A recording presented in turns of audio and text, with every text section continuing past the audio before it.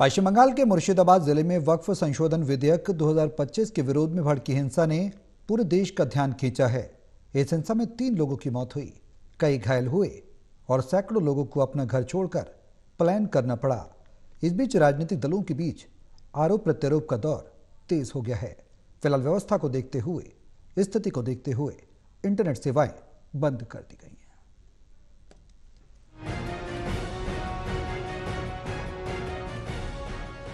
पश्चिम बंगाल के मुर्शिदाबाद में वक्फ बिल के प्रदर्शन के दौरान भड़की हिंसा के बाद राजनीतिक वार पलटवार जारी है। पुलिस ने अब तक 200 से ज्यादा लोगों को गिरफ्तार किया है और स्थिति को नियंत्रित करने के लिए 17 कंपनियां सेंट्रल आर्म्ड पुलिस फोर्स और 9 कंपनियां बीएसएफ की तैनात की गई हैं। जिले में इंटरनेट सेवाएं निलंबित हैं और धारा 163 के तहत निषेधाज्ञा लागू है। डर के माहौल में सैकड़ों लोग, खासकर महिलाएं और बच्चे, गंगा नदी पार करके मालदा के स्कूलों में शरण ले रही हैं।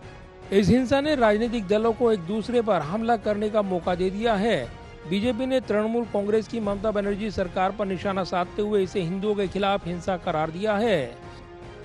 मैं पुनः कह रहा हूं कि भारत की संवैधानिक व्यवस्था के तहत ममता जी से ही मैं कहता हूं, क्या आपकी अनुमति देंगी कि आपकी कोई जिला पंचायत पश्चिम बंगाल विधानसभा के कानून को न माने? तो कोई राज्य कैसे केंद्र सरकार के कानून को नहीं मान सकता? यह भी साफ दर्शाता है कि इंडी गठबंधन और ममता बनर्जी जी के लिए संविधान का कोई माने नहीं। वैसे मैं एक और बात भी कहना चाहूंगा, आज ममता बनर्जी जो कर रही हैं, ये उनकी राजनीतिक कुशलता नहीं, विवशता है। क्योंकि अब कट्टरपंथी तत्वों के हाथ में तृणमूल कांग्रेस की सरकार बंधक हो चुकी है। ममता बनर्जी जी के हाथ में अब कुछ नहीं रह गया है। पश्चिम बंगाल उनके शासनकाल में उपद्रवी तत्वों के हाथ से होते हुए अराजकता की तरफ बढ़ता हुआ जा रहा है। बीजेपी नेता शुवेंदु अधिकारी ने दावा किया कि 400 से ज्यादा हिंदू परिवार धुलियान से मालदा भागने को मजबूर हुए हैं। पार्टी ने मालदा में प्रभावित लोगों के लिए हेल्पलाइन नंबर भी शुरू किए हैं।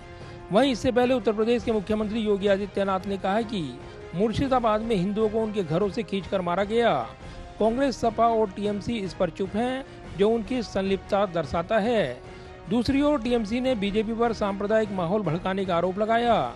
टीएमसी प्रवक्ता कुणाल घोष ने दावा किया कि हिंसा के पीछे केंद्रीय कुछ एजेंसियों, बीएसएफ के एक वर्ग और कुछ राजनीतिक दलों की साजिश है। टीएमसी प्रवक्ता ने बीजेपी सांसद की अफस्पा लागू करने की मांग को असंवैधानिक करार दिया है। ये तो डेमोक्रेसी है, लेकिन ये तो प्रोटेस्ट का बात नहीं है, ये हमला का बात है। तो प्रोटेस्ट होगा, ये नॉर्मल है।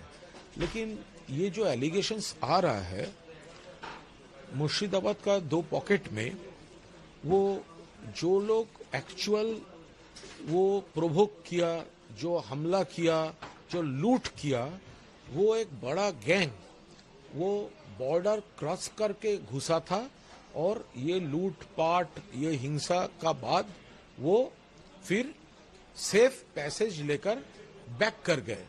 इसीलिए हमारा जो ये एलिगेशन है, इसमें इन्वेस्टिगेशन होना चाहिए, क्योंकि उन इलाका का लोग बोल रहे हैं कि कोई नोन फेस नहीं था। वहीं टीएमसी विधायक मदन मित्रा ने गृह मंत्री अमित शाह, पीएम मोदी और योगी आदित्यनाथ को हिंसा के लिए जिम्मेदार ठहराया है। इधर एआईएमआईएम नेता असुद्दीन ओवैसी ने कहा कि मैं बंगाल सरकार का प्रवक्ता नहीं हूं, लेकिन हिंसा की जांच होनी चाहिए। वहीं मौलाना सैयद महमूद अजहर मदनी ने गृह मंत्री से सवाल किया है कि इस हिंसा का जिम्मेदार कौन है। मुर्शिदाबाद के प्रभावित इलाकों में अब तनावपूर्ण शांति है। सड़कें सूनी हैं, दुकानें बंद हैं और लोग डर के साए में जी रहे हैं। स्थानीय लोगों का कहना है कि हिंसा में शामिल कई लोग बाहरी थे और अफवाहों ने माहौल को और बिगाड़ा है। कुछ स्थानीय लोगों का आरोप है कि पॉपुलर फ्रंट ऑफ इंडिया यानी पीएफआई जैसे संगठनों का प्रभाव भी इस हिंसा में हो सकता है। मुर्शिदाबाद की इस हिंसा ने एक बार फिर सांप्रदायिक तनाव और राजनीतिक ध्रुवीकरण की गहरी खाई को उजागर किया है। सवाल पूछे जा रहे हैं कि क्या इस हिंसा के जिम्मेदार लोगों को सजा मिल पाएगी और प्रभावित परिवारों को न्याय मिल पाएगा। कैमरामैन विदर्भ के साथ प्रदीप कुमार, टोटा न्यूज, दिल्ली।